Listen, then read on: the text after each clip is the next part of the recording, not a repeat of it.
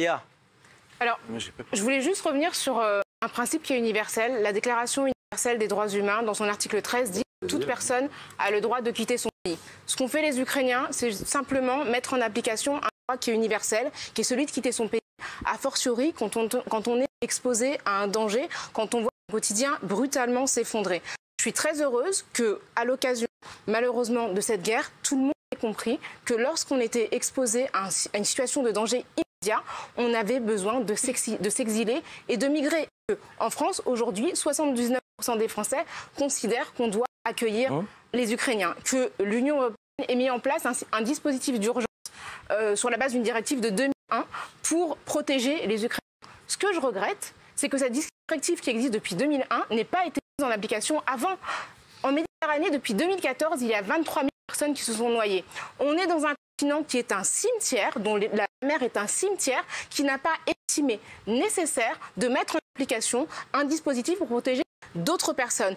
En 2015, quand les Syriens sont partis de Syrie dans les mêmes conditions, 68% des Français étaient opposés à leur accueil. Je pense qu'il y a dans cela ce qu'on appelle le privilège blanc. Je pense qu'il faut que des corps blancs expérimentent la douleur de l'immigration pour qu'enfin on éprouve de la compassion et de l'empathie. Quand des Noirs, des Arabes, des musulmans sont exposés à la douleur, on considère que c'est une situation normale et acceptable. Et c'est malheureux, mais je pense qu'il a fallu que des Blancs européens souffrent pour qu'on comprenne que immigrer, c'est un droit humain qui doit être accordé à tout le monde de la même manière. J'espère vraiment que cette crise ukrainienne va ouvrir les yeux de tout le monde et va faire que chaque Français et chaque Française sera en empathie avec toute personne. Merci Rokhaya. Merci. Alors, salut à tous, bienvenue dans ce nouvel opus de Nos croyances à la loupe, un podcast qui décrypte les discours et actualités autour des questions identitaires et religieuses. Donc, pas d'embrouille, pas de clivage, ici on analyse et on prend un petit peu de hauteur sur ces sujets régulièrement inflammables. Donc ce soir, je suis avec Damien. Damien, diplômé en sciences politiques et qui est actuellement doctorant en sociologie politique, donc un gars qui a lu plein de bouquins et qui en a dans le crâne, et qui va nous aider à répondre à pas mal de questions qu'on se pose tous vis-à-vis des polémiques qui viennent et qui nous attaquent de temps en temps. Alors, salut Damien, avant d'entrer dans le sujet, est-ce que tu peux te présenter brièvement, dire qui tu es, ce que tu fais et ce que tu vas nous apporter dans le cadre de cet entretien? Bonsoir Assan, je suis doctorant en sociologie politique à Normal Sup et je travaille un peu depuis plusieurs années sur les questions liées un petit peu à l'immigration postcoloniale en France. Donc ça va être un petit peu tous les sujets un petit peu chauds du moment liés aux questions liées à l'intégration, la laïcité, l'islamophobie, la loi séparatisme. Donc tous ces sujets qui font globalement partie de ce qu'on peut appeler assez familièrement la question postcoloniale contemporaine. D'accord, super. Du coup, donc, dans cet épisode, ce qu'on va décrypter, c'est une séquence un petit peu particulière de Rokhaya Diallo, qui, bon, pour récapituler avec toi, est intervenue chez Hanouna et dans les colonnes de Marianne pour expliquer qu'il y avait un distinguo entre la perception du coup de l'accueil des réfugiés, enfin, en tout cas, une sorte de différence de traitement quand ils étaient ukrainiens ou syriens, et que les Français, enfin les Européens aussi plus globalement, étaient beaucoup plus favorables à l'accueil des Ukrainiens. Qu'il ne l'avait été pour les Syriens en 2014, et elle dit que pour elle, c'est dû à un certain privilège blanc. Est-ce que tu peux expliquer un petit peu au public son argumentaire et ce que c'est peut-être le privilège blanc?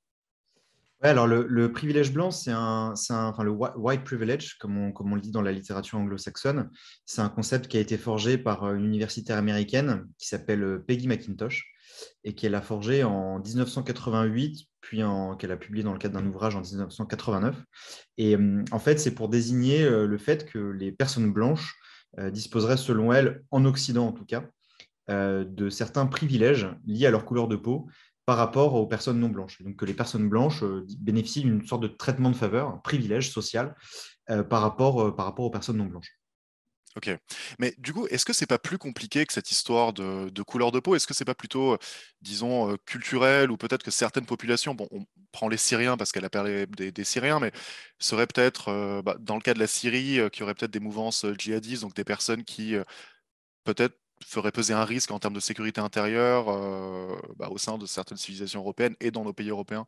Est-ce que ça vient pas également de ça? Est-ce que c'est pas ce qui peut être aussi une piste à ce niveau-là?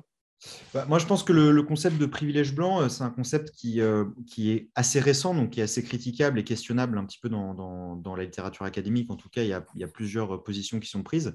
Il est aussi un peu critiquable parce que la question raciale très souvent se mêle à la question sociale et parfois c'est difficile de faire un distinguo entre ce qui est proprement racial, ce qui est proprement social. Parfois c'est difficile à distinguer dans certains cas. Et puis je dirais ultime question, c'est les limites en fait finalement de la blanchité entre guillemets, comme on dit dans la littérature française.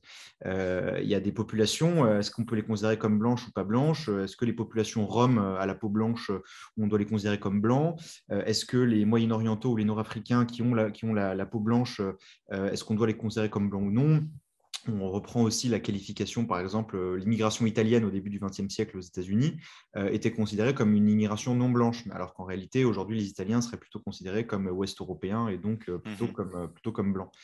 Et je pense aussi que ce qui définit un petit peu notre rapport, le rapport particulier qu'on peut avoir à l'Ukraine vis-à-vis d'autres pays, c'est peut-être pas tant derrière la question raciale qu'il faut aller la chercher, mais derrière un autre sujet, un autre concept sur lequel moi j'ai un petit peu travaillé dans ma thèse, c'est le concept de communauté imaginaire de Benedict Anderson. Imagine Community. Qu'est-ce qui fait qu'on pense appartenir au même peuple, à la même culture, à la même civilisation, à la même communauté imaginaire, entre guillemets. Ok, je comprends. Euh, mais dans le même temps, bah, bien que je comprends tout à fait la critique, tu sais, lorsqu'elle a été portée à Rokhaya Diallo ou à d'autres personnes qui peuvent être considérées à tort ou à raison comme je sais pas, des indigénistes, des islamo-gauchistes et compagnie, quand on leur dit oui, mais dans ce cas-là, pourquoi est-ce que vous critiquez pas ce qui se passe dans d'autres pays? Parce qu'effectivement, enfin moi typiquement je suis algérien et je sais qu'en Algérie, bon, très clairement, on a demandé à des populations plutôt bah, du coup noires de se barrer. Donc sans entrer dans les détails et compagnie, c'est un petit peu ce délire-là. Euh, Qu'est-ce qu'il a de particulier, cet imaginaire purement blanc, purement européen, dans ce qu'il a de civilisationnel et de spécifique sur cette vision-là? Déjà, il faut quand même replacer les choses dans leur contexte. Le concept de privilège blanc et puis toutes les études autour de la théorie critique de la race et de la blanchité sont des champs académiques qui sont nés en Occident et qui sont Mhm. nés dans un contexte à proprement parler occidental, où l'Occident, d'une certaine manière, occupe une place hégémonique. Et même si ces auteurs, généralement, vont être très, très critiques vis-à-vis des idéologies occidentales et vis-à-vis du passé colonial occidental ou du racisme qui serait, selon elles, né en Occident, il faut quand même reconnaître que c'est des sujets qui sont à proprement parler circonscrits au contexte occidental. C'est très difficile, il y a des angles morts, on va dire, un petit peu dans ces sujets. Quand on parle généralement de pays qui ne font pas partie de l'Occident, typiquement si on veut parler de la négrophobie au Maghreb ou si on veut Ouais. parler, par exemple, par exemple, de populations blanches qui ont été esclavagisées sous l'Empire ottoman, là, ça devient des sujets qui sont un peu plus compliqués à traiter parce qu'ils ne rentrent pas justement dans la grille de lecture finalement très occidentalo-centrée de la plupart de ces auteurs. Merci beaucoup, Damien. Bah, du coup, dans le cas particulier de l'Ukraine, puisque c'est ce dont parle Rokhaya Diallo et que c'est un petit peu le sujet qui est le plus actuel, comment est-ce que ça se manifeste et qu'est-ce que ça a de, comment dire, de non commun, d'inhabituel? Alors en fait, ce que ces auteurs vont dénoncer, c'est justement une forme de deux poids, deux mesures, le fait que des réfugiés ukrainiens, donc des réfugiés considérés comme blancs, auraient été mieux traités, bénéficieraient d'un traitement de faveur entre guillemets, parce que là on parle quand même de situations, il faut quand même rester dans leur contexte, c'est des situations extrêmement graves et des vies humaines qui évoluent dans des conditions terribles, mais qui auraient effectivement un deux poids, deux mesures avec des populations non blanches comme des réfugiés syriens, afghans, érythréens, soudanais, qu'on a pu voir ces quelques dernières années. Maintenant, je pense qu'au-delà de la question à proprement parler juridique, je ne suis pas juriste, je ne vais peut-être pas forcément rentrer dans les détails, mais je pense au niveau juridique, le statut de réfugié répond à des conditions assez claires. Et pour avoir quelques collègues qui ont travaillé un peu sur ces sujets, typiquement l'accueil des réfugiés syriens, si effectivement il est très problématique en Méditerranée, une fois que les réfugiés syriens, pour beaucoup, étaient arrivés sur le territoire français, on a quand même une très grosse partie qui arrivait à obtenir l'asile politique malgré des conditions d'accueil parfois très difficiles et un contexte socio-économique qui était très défavorable. Pardon de te couper, lorsque tu dis qu'il y en a pas mal du coup qui ont enfin, obtenu ce statut-là, est-ce que tu sais par exemple dans quelle proportion est-ce que on a pu délivrer du coup des peut-être pas des naturalisations, naturalisation, pardon, mais Ah, mais ce statut. des statuts de Ouais, réfugiés. ouais. Ouais, alors à ma connaissance, il n'y a pas d'études quantitatives en sociaux qui est sortie là-dessus. Il faudrait peut-être regarder du côté des données de l'OFPRA. J'avoue que je ne suis pas très expert de la question. Mhm. Mais en tout cas, il y a très peu de personnes, de Syriens, qui très clairement sont dans un danger de mort direct s'ils doivent retourner dans leur pays, à Ouais, qui on a refusé un statut de réfugié. C'est le cas aussi, par exemple, pour beaucoup d'Érythréens qui, pour beaucoup, sont dans un état de mort direct, enfin de menace de mort directe si jamais ils rentrent chez eux, ou ça a souvent été le cas pour des personnes qui sont issues d'États où, par exemple, il y a une intolérance religieuse totale. Par exemple, ouais, quelqu'un qui aurait apostasié s'il ou elle était musulman, musulmane, peut-être un danger de mort à retourner dans sa famille, dans sa communauté. Là, pareil, il y a un statut de réfugié qui, normalement, est donné quasiment automatiquement une fois qu'on est sur ouais. le territoire français pour des raisons liées à une menace sur la vie physique directe. Ça marche. Du coup, apostasie, qu'on soit bien sûr, c'est vraiment quand tu quittes, par exemple, ta religion dans un pays qui est explicitement, typiquement musulman, chrétien, juif, ce que tu veux, et qui va du coup te traiter différemment pour être dans l'euphémisme, quoi. Bah, l'apostasie, c'est le fait plus généralement d'abjurer sa foi. Mhm. Et selon effectivement la communauté d'où tu viens et la religion que tu professes ou que tu as professé, les conséquences vont pas forcément être les mêmes. Maintenant, évidemment, il y a aucune religion qui encourage l'apostasie parce que Très c'est clairement, ouais. faire Ce serait perdre aller de. à sa perte, ouais. Voilà. Maintenant, typiquement, si tu vis dans une société, dans une société où les normes issues de l'islam sont appliquées juridiquement, il y a beaucoup de cas où effectivement l'apostasie peut te mener à être en danger de mort. Ou alors, c'est peut-être là le côté un peu plus pernicieux, des sociétés qui ne sont pas du tout des sociétés régies par la charia ou quoi que ce soit, mais où typiquement, on va pardonner un crime. Le crime va être par exemple de tuer quelqu'un de ta famille qui est apostasié, tu ne vas pas forcément être condamné pour ça, ou alors tu vas être D'accord, condamné ok. très légèrement, ce qui revient en fait à absoudre un petit Ouais, peu. c'est la même fin, quoi, au final. Voilà, C'est juste que exactement. la sanction va être euh, enfin, ordonnée pas par la même personne et exécutée par une autre main, quoi. Exactement. Et l'autre question que je me pose, parce que, enfin, au final, ce qu'a dit Rokhaya Diallo et ce qu'elle a pointé du doigt, c'était pas tant institutionnel, systémique, ça venait pas de l'État, c'était plus le fait que les populations réagissaient un petit peu différemment. Je sais pas si on est d'accord Ouais, ensemble alors là-dessus. je pense quand même qu'elle pointait aussi du doigt le fait qu'au niveau de l'État, il y a eu quand même une solidarité. Ouais, c'est- Typiquement, tu vois, le discours du Premier ministre Jean Castex qui parle on va trouver 100 000 places pour les réfugiés ukrainiens alors que le conflit avait même pas 2 semaines. C'est peut-être quelque chose effectivement qui est assez nouveau. Après, je pense que effectivement, ce que Rokhaya Diallo a pointé du doigt, c'était le côté un petit peu empathie générale voilà, dans notre référentiel collectif, dans notre imaginaire collectif, pour reprendre justement le concept d'Anderson. Est-ce que en fait est-ce qu'on ressentirait pas plus d'empathie Est-ce que pour tu peux expliquer un petit peu aussi ce concept que tu viens de citer du coup?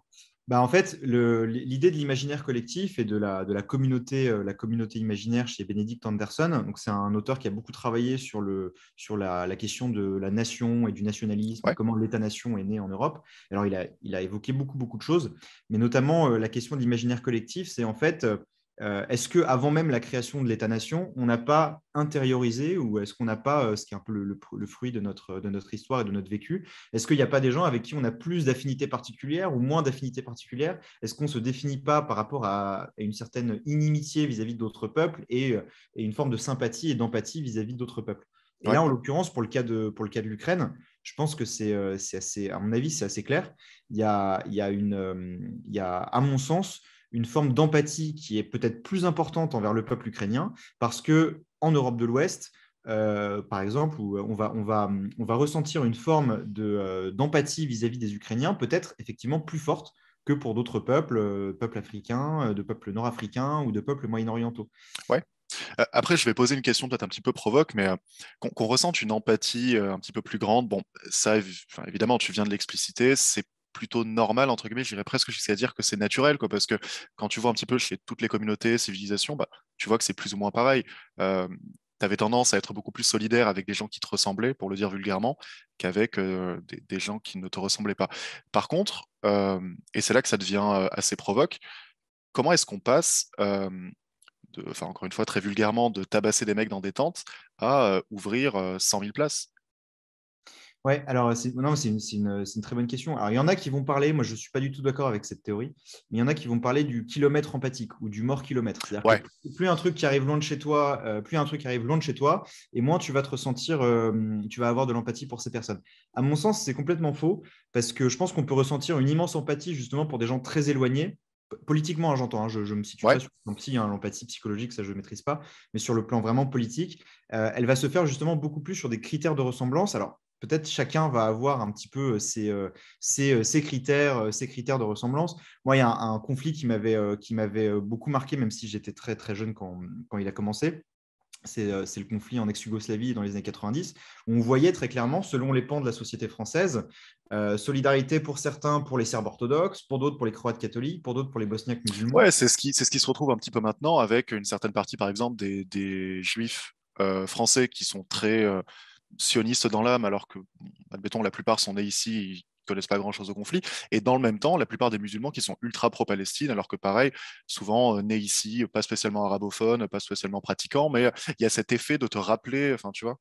Ouais, exactement. Et puis d'ailleurs, pour moi, ça explique aussi l'immense mobilisation qu'il y a pu avoir dans la communauté musulmane ces dernières années pour les Rohingyas en Birmanie et pour les Ouïghours en Chine, dans le Turkestan oriental. Je pense que, ou si on prend par exemple la droite chrétienne française, une grosse sympathie pour des mouvements de solidarité avec les chrétiens d'Orient, alors que les chrétiens d'Orient sont peut-être plus éloignés culturellement que les Ukrainiens, par exemple. Donc ça aussi, c'est des sujets, à mon avis, qui sont assez intéressants à traiter. Et on voit que justement, l'empathie, finalement, on a une tendance peut-être un peu, alors, est-elle naturelle ou socialement construite, ça, je ne sais pas, mais effectivement, à ressentir plus de solidarité vis-à-vis de tel peuple, vis-à-vis de telle cause. Du coup, tout à l'heure, on parlait quand même du fait qu'il y avait ouais, une différence de traitement. Bon, je posais la question de façon très vulgaire en parlant de tabassage dans des tentes et compagnie, et de l'autre côté, d'accueil d'Ukrainiens et Ukrainiennes, bon, surtout des Ukrainiennes d'ailleurs, je ne sais pas si tu as vu avec les agences matrimoniales spécialisées, etc. Mais la question qui se pose et qui est peut-être un petit peu plus compliquée, c'est au niveau des statuts du coup, parce qu'il y a des gens qui sont réfugiés politiques, donc guerre, ou alors je sais que par exemple les traités européens nous disent qu'on ne peut pas renvoyer quelqu'un dans son pays si manifestement il y a un risque pour sa vie.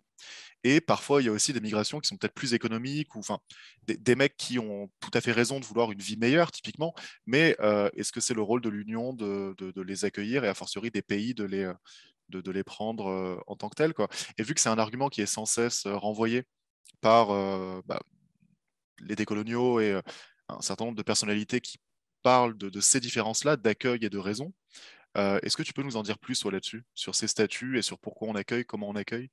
Bah, il y a justement des différences de traitement qui sont pas nécessairement liées justement à une question raciale, mais parfois à un problème de statut et de demande de statut au niveau juridique. Alors moi, je suis loin d'être juriste, mais effectivement, la plupart des cas qu'on peut voir de camps de migrants, que ce soit dans la jungle de Calais, que ce soit à Grande-Sainte, ou qu'on a pu voir même à Stalingrad ou en région parisienne, ou les fameuses tentes arrachées dont tu parlais tout à l'heure, notamment, je me souviens de la soirée qu'il y avait eu l'année dernière, place de la République, où il y Hmm. avait des migrants qui se sont fait arracher leurs tentes par des policiers.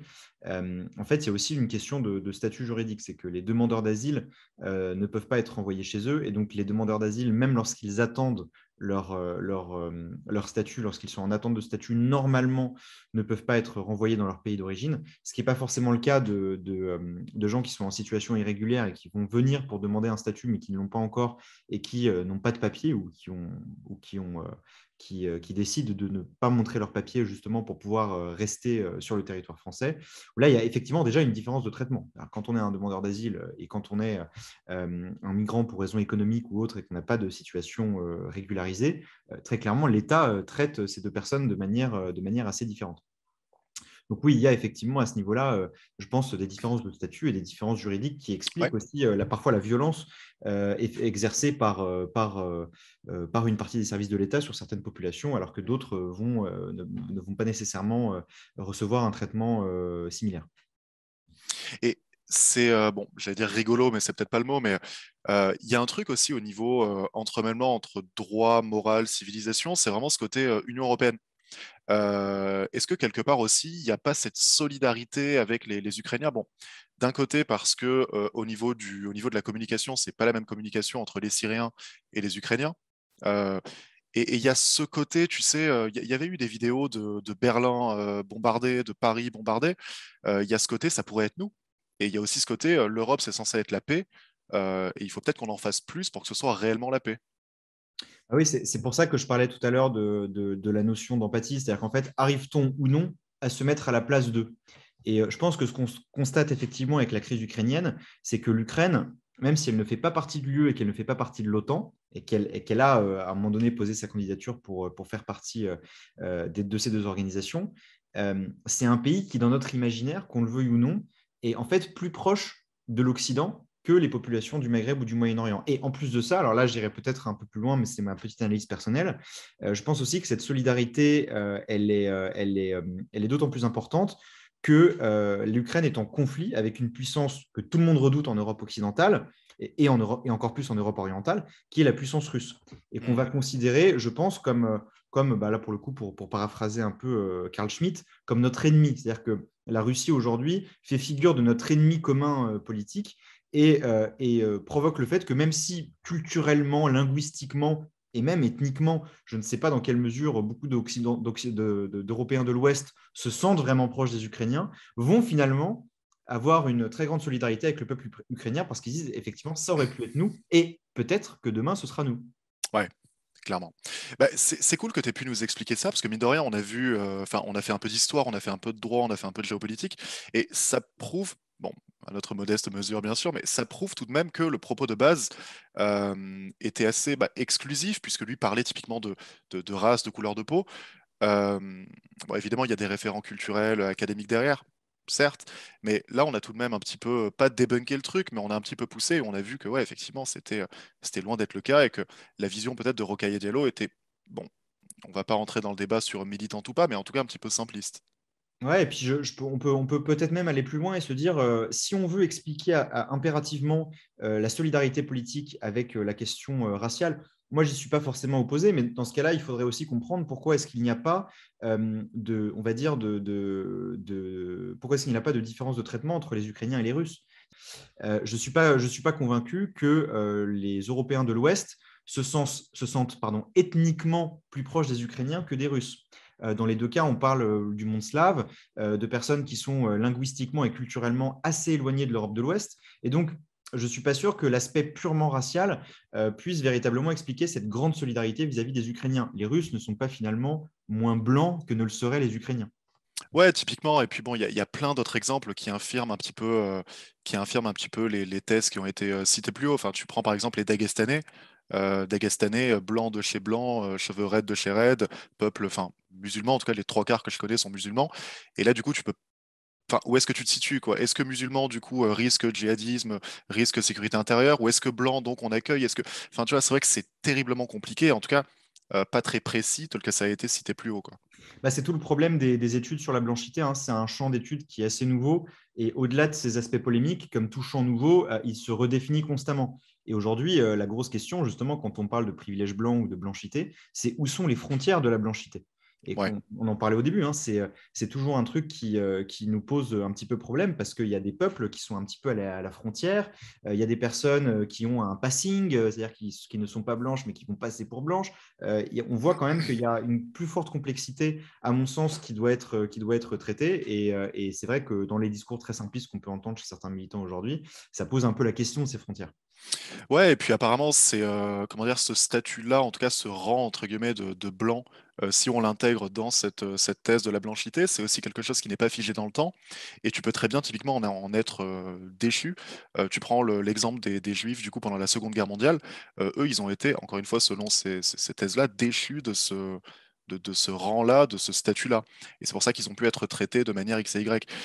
Du coup, est-ce qu'il n'y a pas une sorte d'anachronisme entre du coup les thèses des décoloniaux qui relient ça aux nazis, qui eux-mêmes auraient exclu les juifs de la blanchité, ce qui aurait entraîné tous ces massacres et toutes ces horreurs, euh, les juifs eux-mêmes qui considéraient les Slaves et les autres peuples comme des métèques, en tout cas pas comme des Aryens.